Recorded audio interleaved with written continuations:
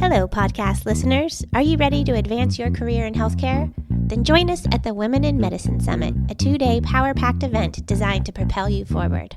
The Hit Like a Girl pod crew will be there cheering you on at the Drake Hotel in Chicago, happening on September 13th and 14th. Get ready for skill-building workshops, inspiring talks, and actionable strategies to help you thrive in your healthcare journey.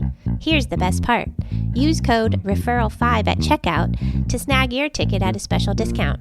We can't wait to see you network, learn, and grow alongside other amazing women in medicine. Secure your spot now at womeninmedicinesummit.org and enter the code REFERRAL5 to unlock your exclusive discount.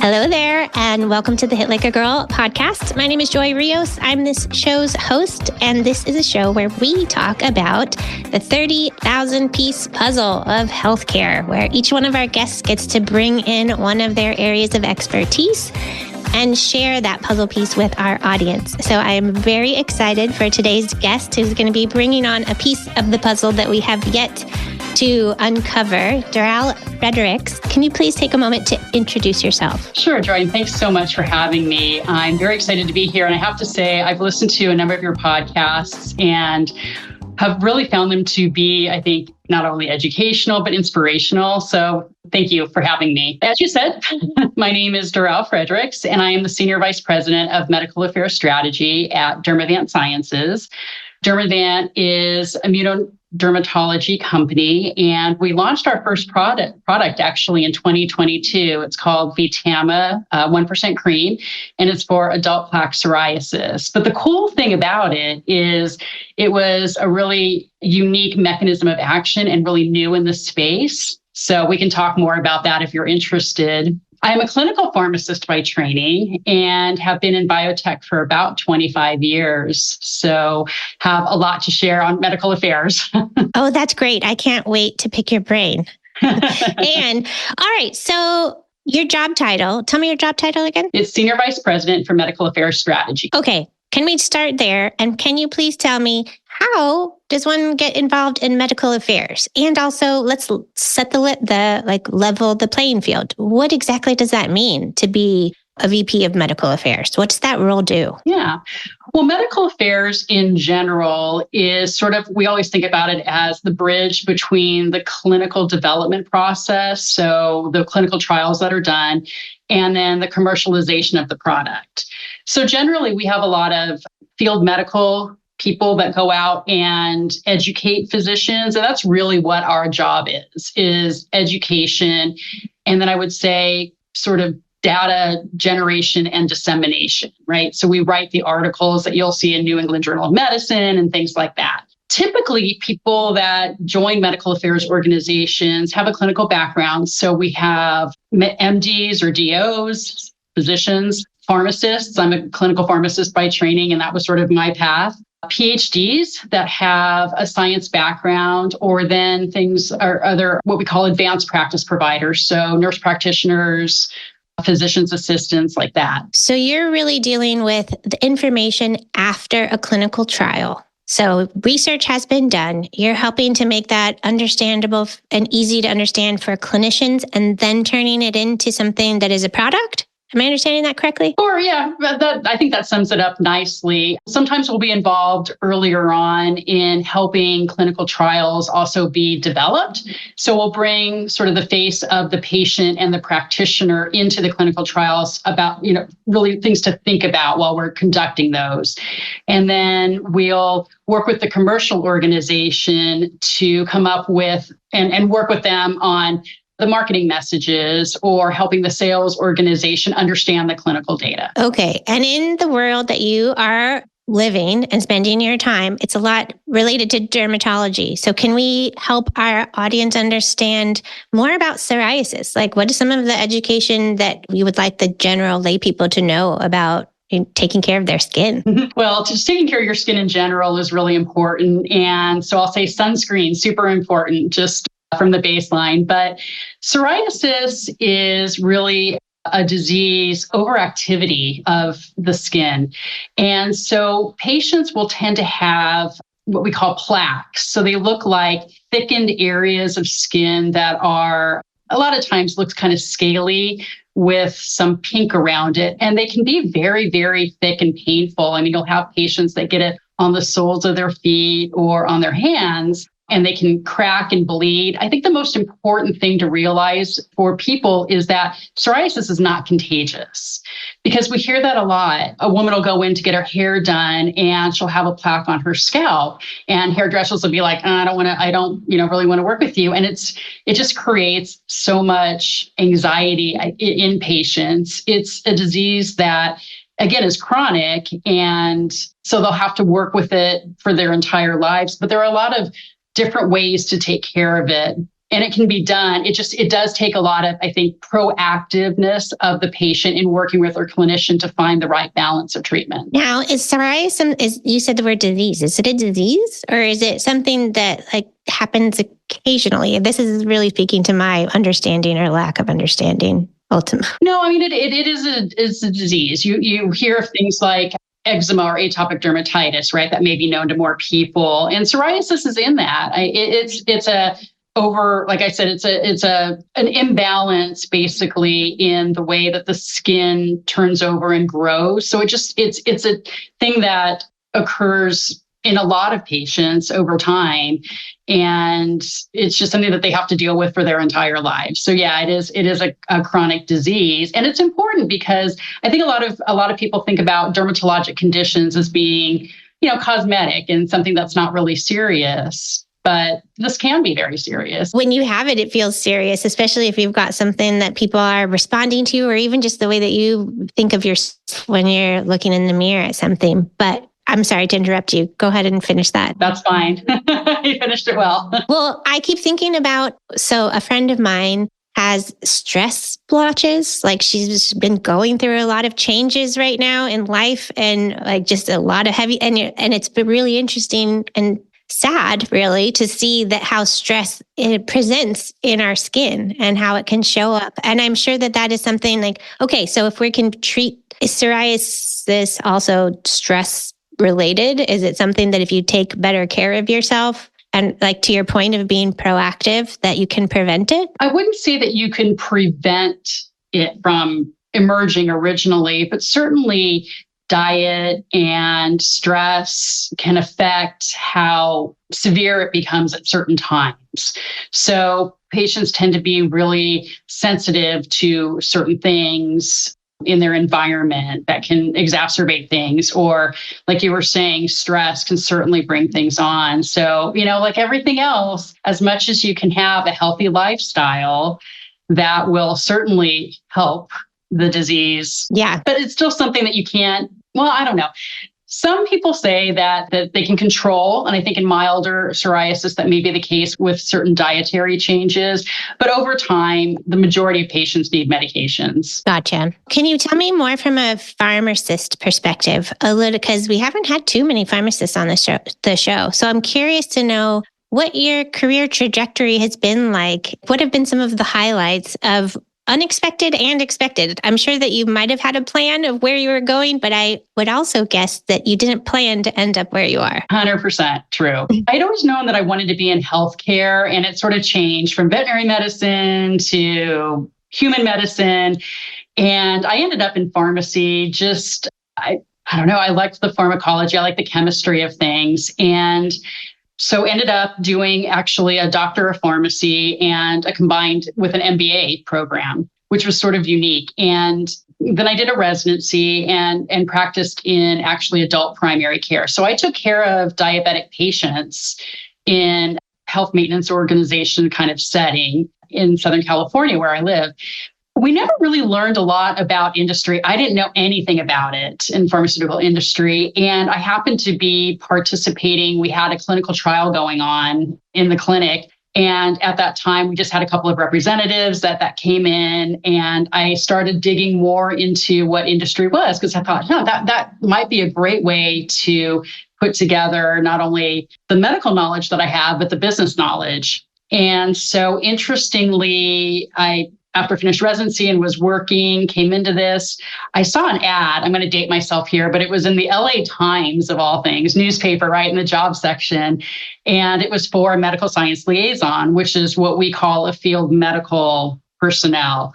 And basically the job was to work for this company, learn about the products, and go out and talk to other clinicians about the product, answer their questions. And then that was really sort of my first foray into it. I originally didn't even think that I was going to be applying for the job because they said, oh, you need, and I think this is a good learning. The job description said you need 3 to 5 years of experience. I'm like, oh, I'm not there yet. So never mind. My husband's like, just try. You never know what you're going to get. And it's true. So I got the job, and that was the start of really my career. So you just never know where opportunities are going to come from. Now, I also am curious. So born and raised Southern California, that's like my territory, and moved from San Diego several years ago. But I'm curious about when you got into healthcare, how much of it has been static, where you've basically been in the same place, or has it taken you to places that you might not have expected? And the reason I say that is because when I got a job in healthcare, I then began traveling 80% of the time. And it was like a road warrior scenario. And I'm curious if that had happened to you too. So yes to all of the above. I have been fortunate in, for the most part, I've always been based out of my home, no matter what my role is, which is a little unique. And I've always been in Southern California, but I will agree. I haven't had to be a road warrior, which I am thankful for, but I have definitely got to see a lot of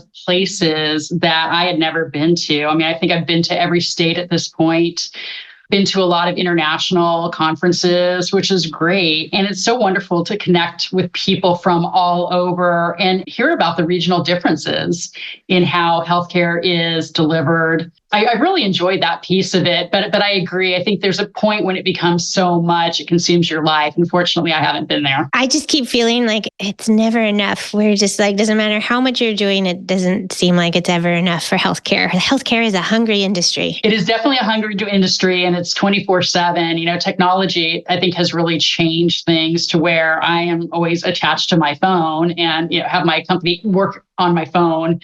And I'm not good necessarily as good as I should be about putting it down. And that is something you have to definitely put your own guardrails on. But I also think that it opens up opportunity, to your point about travel, and to see, like, I think that when people enter healthcare, they might not necessarily make that connection of how far it can take you, because obviously healthcare happens everywhere. It is, yeah.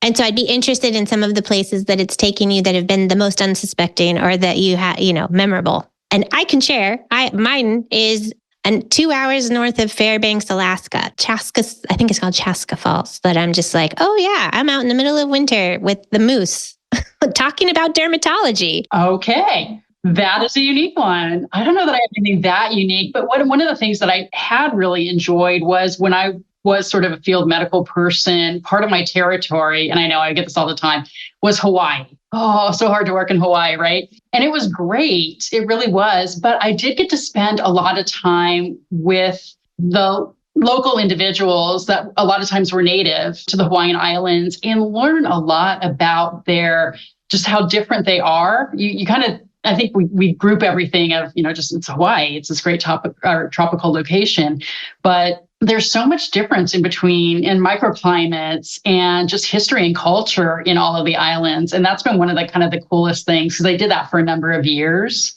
So really got to spend time there. That's great. On all of the islands, or just the main? Yeah. I think that's what made it unique is, you tend to have one or two that's your favorite that you go vacation to, but I spent a lot of times, and even the really small ones. Well, considering that's actually been a topic of conversation that's shown up in my world a little bit lately, is just the remote and rural communities, specifically to Hawaii. And so, like, how do we bring healthcare and get it more accessible for them? And I don't know, do you have any commentary on how to do that well? I don't know that I can comment on well, but what I will say I think is happening is they're definitely, in dermatology especially, but in all of medicine, we're really seeing telemedicine become more mainstay. And I think that's a really important piece for rural communities or areas that don't necessarily attract a lot of clinicians just in the area. And so we've seen a really large uptake in telemedicine, teledoc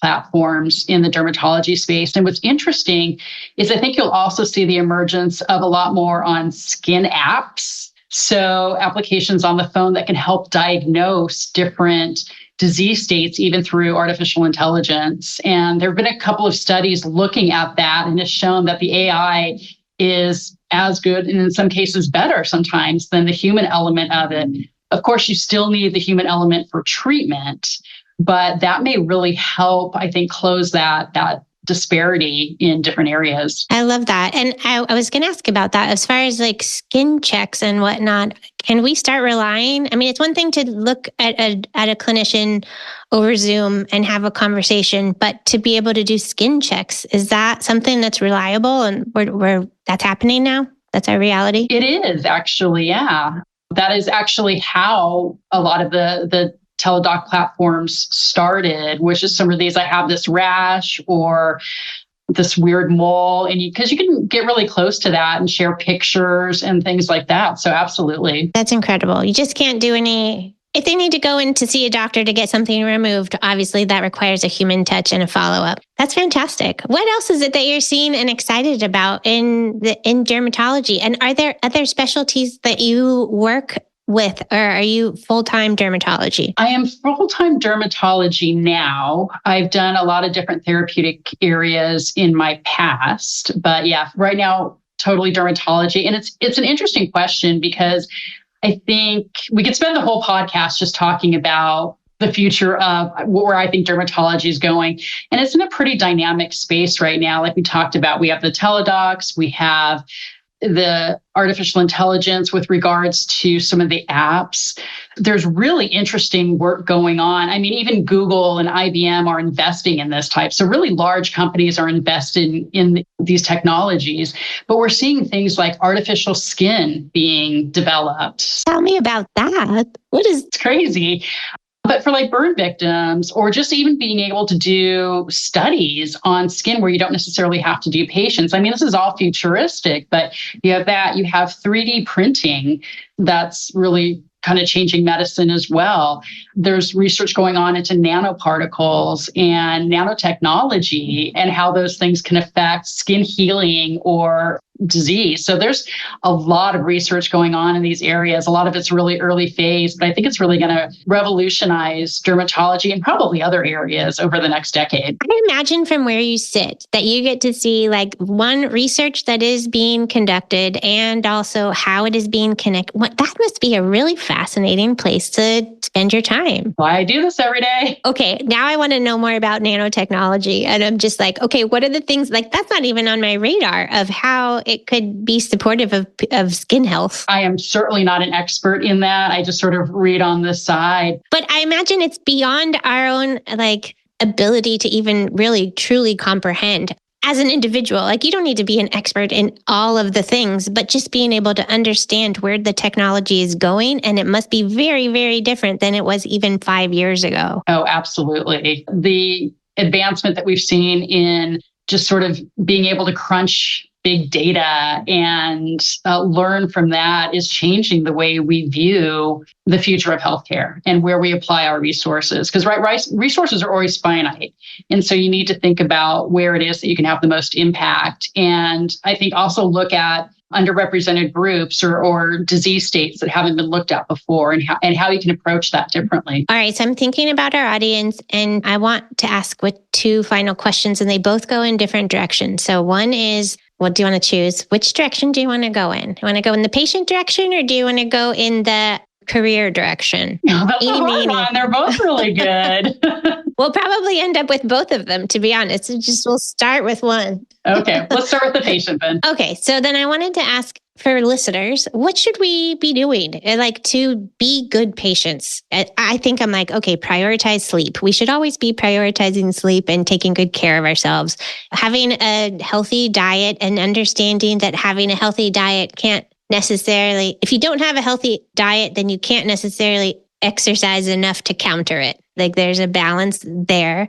But apart from wearing sunscreen and the things that we can get into a routine of doing, is there any advice that you have for folks of just maybe drink more water, and how much that affects your skin. Yeah, water's definitely important. I think the majority of people, including myself, probably do not drink enough. I think part of it's just being mindful of all those things that you mentioned. But it's hard in today's world, right? And you have to give yourself some grace. So I think part of it too is we try to be so good at everything and we can't. So you got to give yourself some grace. But I think one of the other things, and I mentioned this earlier too, is being a proactive patient.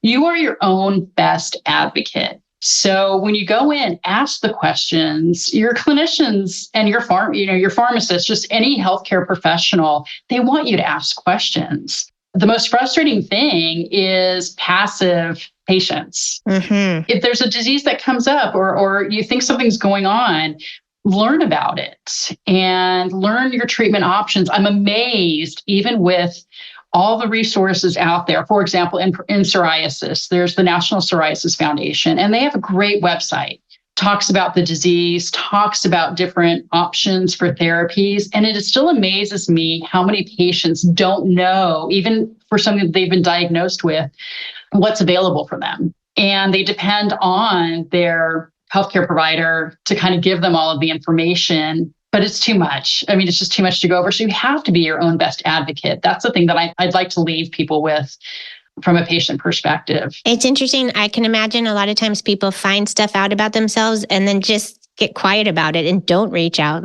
And how much of an impact time is of the essence, right? That if you find something, the sooner you address it, the better off you're going to be, and the better off you can manage it, hopefully. And don't rely on Dr. Google. So do your research, but validate your research with your healthcare professional. That's another big thing. Yeah, for sure. All right. So now transitioning to career. The career. Now, if somebody wants to vie for your job, right? Like you had said that you're like, it said that it needed 3 to 5 years of experience, which you're like, okay, let's push past that and try anyway. But what are the things that if somebody was interested in pursuing a career that led them to medical affairs, it sounds like there's multiple paths. So they could follow in your footsteps, but what advice would you have knowing what you do now versus when you first started? So there's a lot of different roles, I think, within medical affairs. There's the field group, there's what we call the headquarters teams, which do a lot of the scientific communications and things like that. So number one is, I think, be open as to where you start. You may have an idea that I want to do this, but if you can just get your foot in the door in industry, that's a really important thing. And networking is incredibly important. It's for a very large, I always think of healthcare and the pharmaceutical industry as being a very large sort of net. It's a really small group of people that do this. And it's amazing the people that come back into your life over time. So make sure that you're really leveraging that network that you have. My role has taken me, I've had different roles in industry, obviously, over the last 25 years, and it's taken me a while to get to this role. But be open for experiences. You heard me say that I was really open to a lot of different therapeutic areas, and I've worked in many, many. Just be open for those opportunities and experiences. Don't limit yourself, because every door that opens is something really spectacular can happen. Yeah, I definitely have experienced that working in healthcare will take you to places that you wouldn't have ever predicted. And it's not the kind of thing that it would have been on your vision board, but it might be even better than what it would have been on your vision board. And I definitely agree with you in terms of networking and making sure that you get a name for yourself. I've met a lot of young folks who don't yet, they don't see, because of social media and the social media platforms that are out there, that they'll heavily invest in an Instagram profile, but not so much in a LinkedIn profile. And I'm like, oh, you need to build that up. That is an area that showcases your history and is also a great place to network with other professionals. It's not the same as showing your picture of your whatever you're eating or your dog. Absolutely true. And there's a lot of good organizations out there too. There's, for us, the Healthcare Business Women's Association. There's the Industry Pharmacists Association. There's just a lot of ones. So I really recommend that people look into those opportunities and get involved, because that's how you meet people that are in the roles that you want to be in and can learn from them. And that's where you get some great mentors too, that you can leverage to help your career over time. Do you ever mentor folks? Have you transitioned from mentee to mentor? I have, definitely. And I think the great thing is when people come and sort of ask, can you mentor me? Can I learn from you? And I love doing that. I don't do it formally through any like organizations or things like that. It's really, for me, happened just organically. Thank you. I was trying to come up with that word. But yeah, it just happened organically. And I think that's a great compliment, because it sort of means that you've touched somebody's life and the career, and they see something that they want to emulate and learn from. But I love that. I wish I could do it more. Okay. Well, on that note, are you open to people reaching out to you? And if people did want to reach out to you, where would you point them? Absolutely. Happy. I talk to students a lot, and I'm definitely would love to help out anybody that I can. I think 2 ways that you could do it that are pretty easy is I do have that LinkedIn profile that you just talked about. So you can always look me up on LinkedIn and can contact me through that, or through my email address at work, which is doral.fredericks@dermavant.com. Awesome. Thank you so much for sharing all of this information and giving your insight to where you stand. So I really, really appreciate your time and your sharing your expertise and the piece of the puzzle that you hold in healthcare. It means a lot to me. Thanks for having me. Thanks for listening. You can learn more about us or this guest by going to our website or visiting us on any of the socials with the handle Hit Like a Girl Pod. Thanks again. See you soon. Again, thank you so much for listening to the Hit Like a Girl podcast. I am truly grateful for you, and I'm wondering if you could do me a quick favor. Would you be willing to follow or subscribe to this podcast, or maybe leave us a rating or review? Or if you're feeling extra generous, would you share this episode on your Instagram stories or with a friend? All those things help us podcasters out so much. I'm the show's host, Joy Rios, and I'll see you next time.